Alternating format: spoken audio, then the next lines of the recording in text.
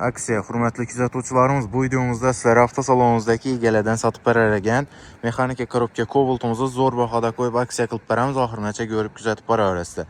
Narxi ma'qul bo'lsa, bemalol mashinani kelib xarid qilib ketsangiz bo'ladi. Pastda bizlar bilan bog'lanish uchun nomerlarni qo'yib o'taman. Bo'lmasam boshladik.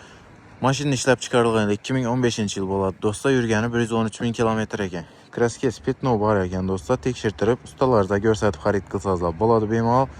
Расход yo'q mashinada. Metan gazlar ustanovka qilingan, yumshoq pollar qo'yilgan, chexol poliklar ham zo'r qimmatlaridan döşelgan mashinamizda tayyor holatda. Bahosini do'stlar aksiyada 96 million so'mga qo'yib beramiz. Ustunda undan ham kelishsangiz bo'ladi.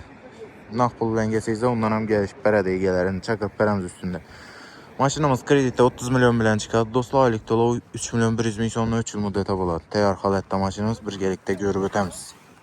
Yumshoq pollar qo'yilgan o'tganimdek mashinamizda. Salon qismi ham ideal holatda turibdi. Matoviy bo'lib turibdi. Evakor poliklar, chexollarni qimmat zo'rlaridan qo'yilgan. Mashina yurgani 113 ming kilometr do'stlar.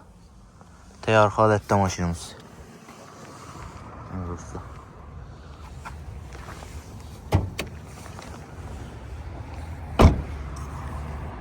Mashina kuzovida ham hech qanday qirchiq, sarafina degan narsalar yo'q do'stlar. Tayyor holatda mashinamiz. Ustalaringizga ko'rsatib tekshirtirib xarid qilaverasizlar.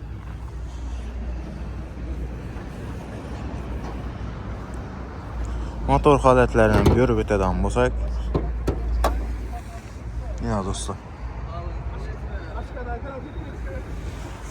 Ildizlari zavod, metan gazlari bor, klapalar ochilmagan ekan mashinamizda hali.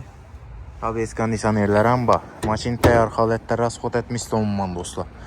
Kelaverasizlar, kutib qolamiz hammalaringiz. 96 million so'm bahosi ustunda kelishtirsa bo'ladi.